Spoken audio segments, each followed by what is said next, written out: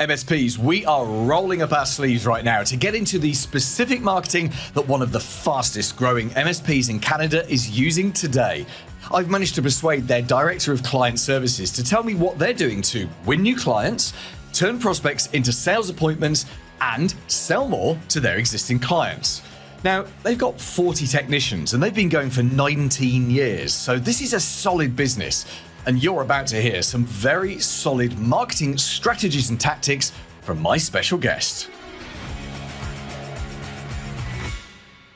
My name is Dorota Olkowska. I am the Director of Client Services for Accurate Networks. And thank you so much for joining us on the show. I am delighted to have you here because you are there in the trenches. You're leading the marketing for your MSP. I know you're doing lots of marketing. You're very good at the strategy and implementing the tactics for your specific MSP. We're in the next 10, 15 minutes or so, we're going to get right into what exactly is working for you guys right now, and also what's some of the stuff that you've tried that doesn't work. And I know this is going to be one of those roll your sleeves up, let's actually get our hands dirty episodes, which we absolutely love here on the podcast. So before we go any further on this, just give us some context. So tell us a little bit about Absolute Networks, whereabouts you are, give us an idea of how big you are, and you know, how long have you been with the business? So Accurate Networks has been around for about 19 years, and the head office is in Edmonton. We also have an office in Calgary, and I actually have not been with Accurate for very long. I've been here for only 5 months, and I'm just loving the environment. I'm loving the direction and just learning absolutely a ton. Our organization is a managed services provider, which a lot of the people listening are in that group, but MSP is all we do. Okay, so if an organization just wants to do an individual small project, we're probably not a fit. We will be a fit if you're also looking for a managed services provider. We do it all, but we really focus on managing our clients overall. And the reason why I bring this up is it is one of the differentiators from a lot of organizations, because we actually do say no to potential clients when they are not a fit, which in my personal experience is quite unique. Oh, I agree. And I think that's, just to give us some context, how many technicians do you have in the business? That gives us an idea of size. Yeah, we have over 40 technicians. Okay, so that's a worldwide, regardless of your currency. That's I think that's a good way of indicating how big you are. And I agree. Actually, I think the smaller MSPs. So we're talking from anything from the one-person bands up to sort of you and 2 or 3 technicians. Even up to that stage, a lot of MSPs find it really hard to say no to any work that comes in through the door. Whether it's I guess there's sometimes a minimum user count that people put in, but yeah, especially when you're trying to grow the business, it feels right to take any work. But you and I know that it is not right to take any work at all. I know. Let's delve into that. I mean, obviously, with 40 technicians, you're going to have a lot of support, a lot of accounts people, salespeople, obviously yourself, other marketing professionals. So that's a lot of money to pay out every month. That's a lot of resource. Obviously, you'll have huge amounts of monthly recurring revenue coming in. How do you, as a business, handle saying no to clients or to prospects in a way that doesn't offend them? We are very clear up front what we do well, and we are during a prospecting process, during initial meetings, we interview the client just as much as they interview us.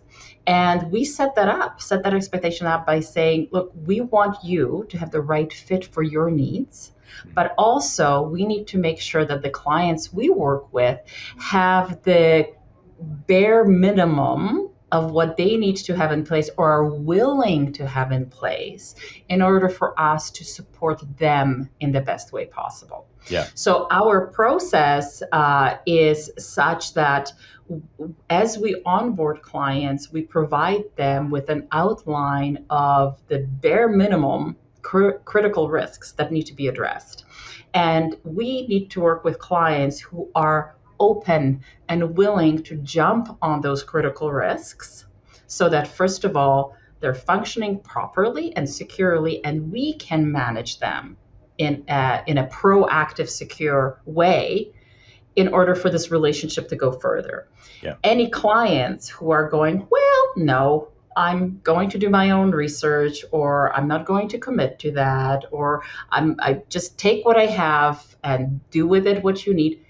You're not then a right fit. Yeah. And the way we approach that is just by being very much upfront and saying, you know what, just like in dating, you have an initial meeting, you exchange information, and sometimes it's not a fit, and that's okay, because there are so many MSPs in the marketplace. There are so many fantastic MSPs in the marketplace, and there are many that are going to be a fantastic fit for you, and we can make introductions. I gathered some information. I can pass this on to some of our partners, our contacts, and make the introduction for you so that you can move forward. But unfortunately, we are not the right fit for you. Yeah. And it never goes poorly. People actually appreciate not going down a path where then they're going to be pressured for change that they're not willing to make. Yeah, I love that. Thank you so much. I think there's 3 areas that we are going to focus on in the rest of the interview. And they're the areas that I think most MSPs would be interested in. The first is how you guys generate leads. And I'm interested in what you do that works. And I appreciate you've only been there a few months, but what you've tried in the past that hasn't worked. So that's the first area. Second area is turning leads into initial discovery calls, turning leads into meetings. And the third area is upselling your existing clients. So let's delve into the first one, lead generation. It's the number one problem for MSPs. I don't have enough leads. Where do I get leads from? Et cetera, et cetera. My referrals have dried up. So without giving away any secret sauce, what do you guys do that works well for you? And what do you keep doing for your lead generation? So you mentioned something which is a huge source for us, referrals. So a lot of organizations say our referrals have dried up. Referrals it's a system that we as an organization have been relying on actually very, very heavily.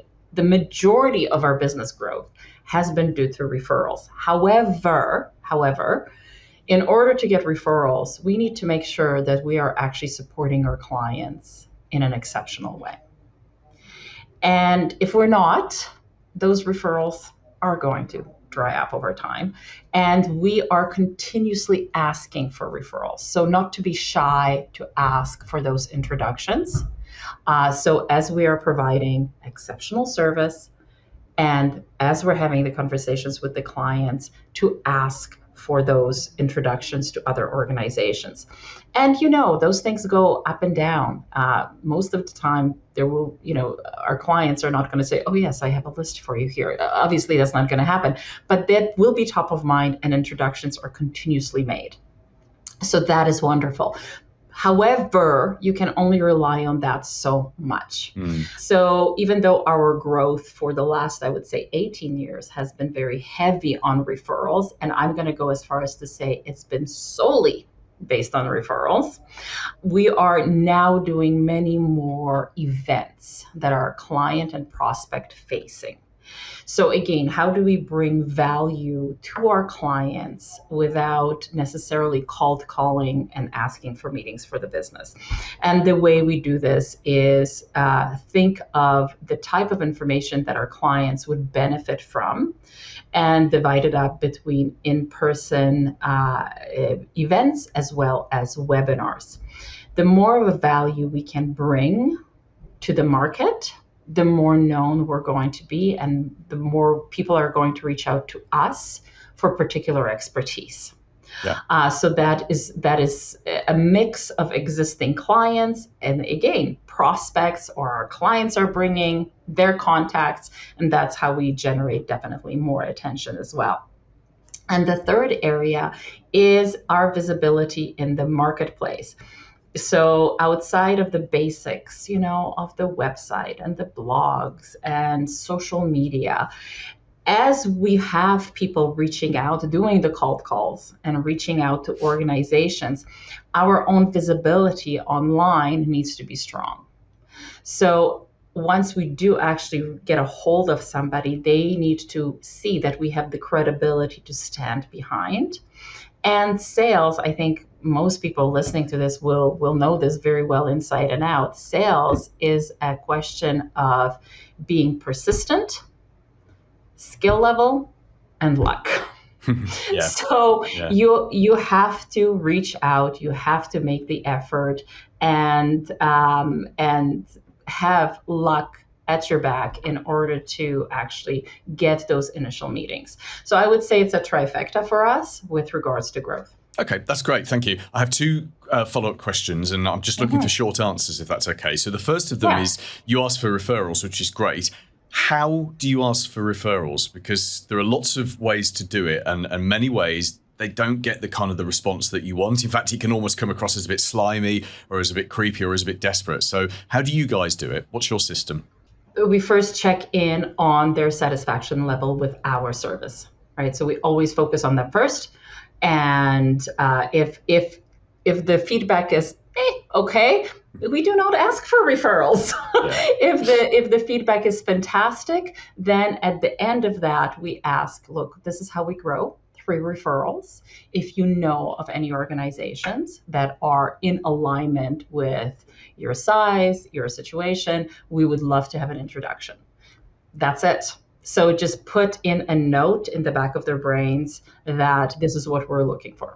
So to summarize that, when you've got delighted clients, just remind them that you're open for business and you want more people like them. Simple as that. I love that. Yes, I love that. Exactly. Okay. Yeah. And this, the second follow-up question is, I love the idea of the events, of webinars, lunch and learns. I'm a big fan, especially real life stuff. There is nothing beats being in a room with people, and it's surprising how often you end up doing business with them down the line in some way. So how do my follow-up question, I'm looking for a brief answer, is how do you fill those events? How do you get people on your webinars, and how do you get people into the room? Have relevant topics. Right. So relevant topics. Find out from your clients what information are they interested in. So as an example, AI is such a huge topic. Everybody's talking about AI. But what about AI? What are our clients having an actual issue with? Some of our clients are literally having an issue with the basics of AI. Like, what do I do? So it's the meat and potatoes of AI. Others are focused on, okay, I'm at a point where I want to create agents. How do I go about that? Show me exactly how to do that. Fantastic. We'll have an event focused on that. So listening to your clients.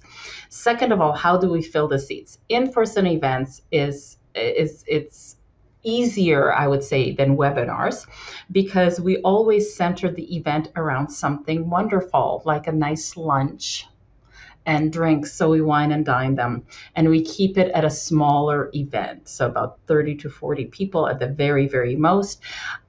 Purpose behind that is we have a short presentation. We want to give information. This is why they have come. But then the rest of the time, as they're sitting at their tables, the discussions are continuing around that topic. And this is where you get a lot of the value. Yeah. So they come for the networking, for the information, for the food.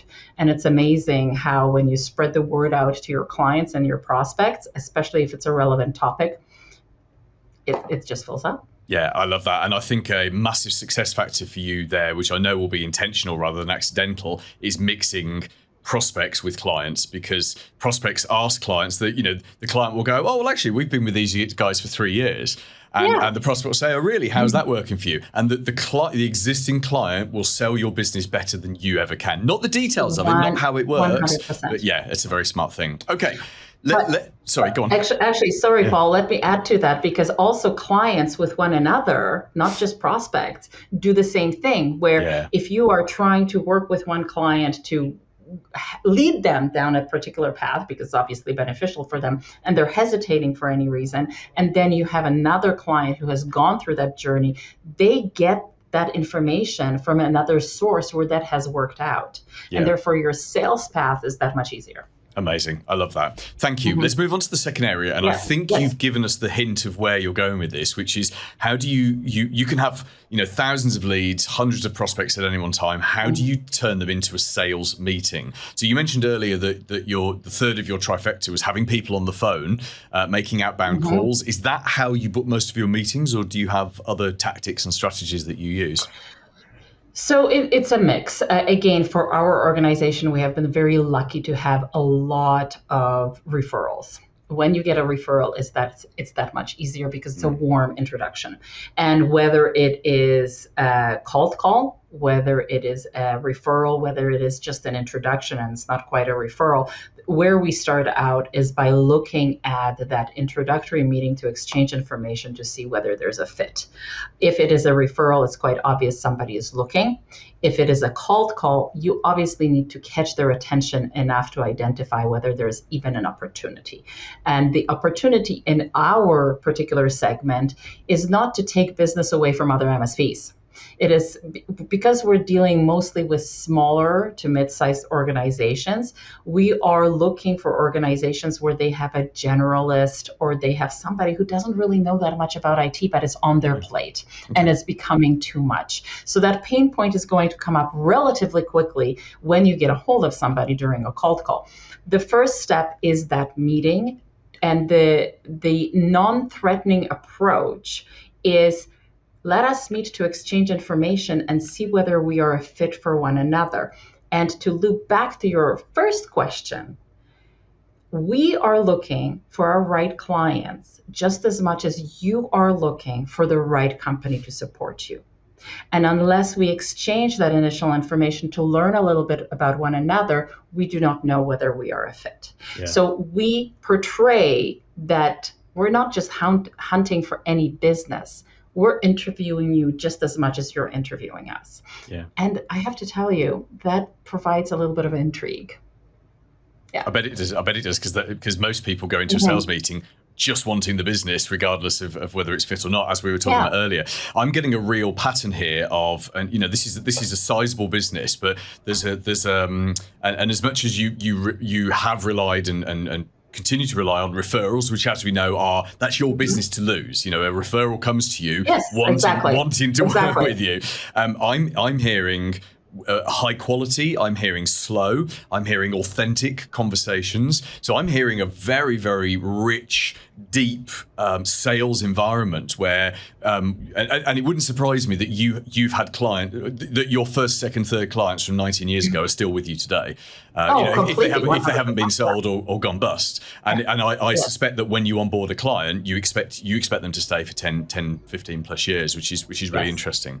And there's a real lesson here. I think the fact that if any MSP of any size should be doing exactly the same in terms of how the authenticity and the speed of those conversations. You said a word earlier, persistence. And the persistence does not mean desperation. Persistence means making sure that if they're going to move from one MSP to another, or if they're going to move from their generalist over to a specialist outfit such as yourselves, that you just keep making sure you're pushing it along, testing the waters, and never giving up on them. Or, I had a sales guy speak to me a couple of weeks ago selling me, it doesn't matter what. And he said, well, have a think about it and give me a call. And that's the first time I've thought about it in 2 weeks. Whereas actually what he should have done was booked a meeting or said, when do you want me to call you, or something, so that we all understand what the next step in the process is. I love this. Let's move on very briefly to the final part, which, and the piece I wanted to talk about was selling more to existing clients. So do you have account managers? And if you do, are they customer service focused account managers, or are they technical focused, or are they straight out and out salespeople? No. So I do have account managers. Absolutely. I have a fantastic team. And they all come from a technical background, but the focus is customer focus with regards to a strategic, proactive approach. So the way we approach our business is, as I mentioned, when we onboard a client, we take a look at the minimum things that need to be done in order to get them to a level where we can actually securely support them. But from there on, through our internal processes, we do an assessment on an annual basis to evaluate not only where the client is at, but also what their plans are for the future. A lot of IT is reactive, especially in this market of small to medium-sized organizations. And those organizations are relying on us to help them plan out and budget for their future. Certain things are going to be reactive because things do happen, but we try to minimize that as much as possible. So the account managers work very closely with their clients to identify the future. They do that through assessments, through roadmaps, and have discussions. Like, this is what we're seeing as your organization supporting you. You have told us, Mr. Client, that, fill in the blank. You're growing, you're moving, whatever it may be. And based on your infrastructure today, these are the steps that need to happen in order to support your business goals and your wins.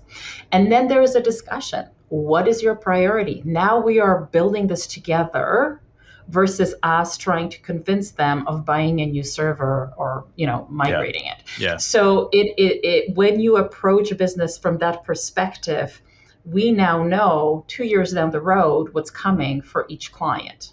I love that. So yet again, slow, quality, authentic.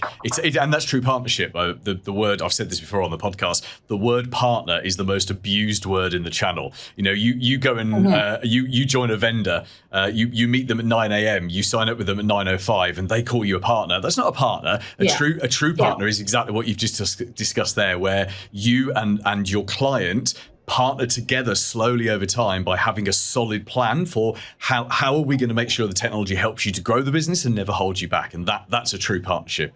Exactly. I absolutely love that. But there's a dark side to this, though, Paul, because based on this, there will be clients who say, yes, this is what we want. This is exactly what we're looking for. But you get onto this journey and there's pushback.